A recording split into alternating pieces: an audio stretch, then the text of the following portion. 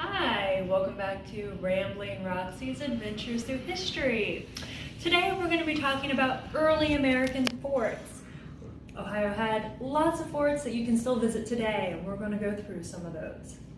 Now that the French were kicked out and the British were being kicked out during the Revolution, Americans seeking to settle Ohio needed forts to help keep them safe. Forts provide a safe place to trade and to hide out during attacks from Native Americans or the French and the British that were still trying to make their way in Ohio. Forts also kept weapons and troops to help from other nearby attacks. This is a good place to store lots of guns, ammunitions, cannons, and all that good stuff.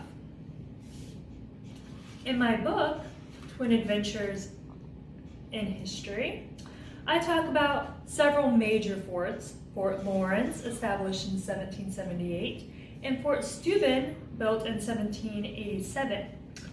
There's also Fort Recovery.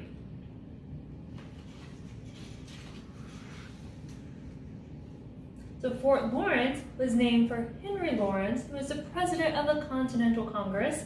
That was one of our early forms of government.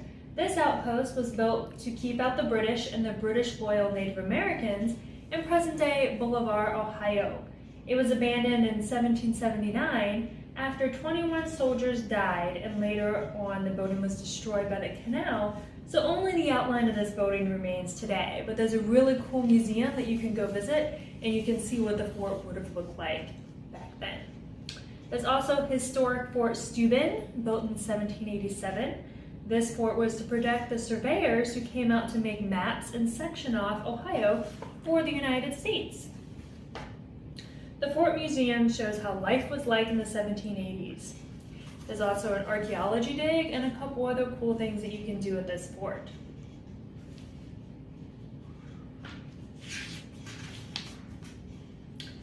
And I will show you several pictures of some of these cool forts right here in Ohio that you can go visit, and I'm sure you're excited to go see them. I know I am.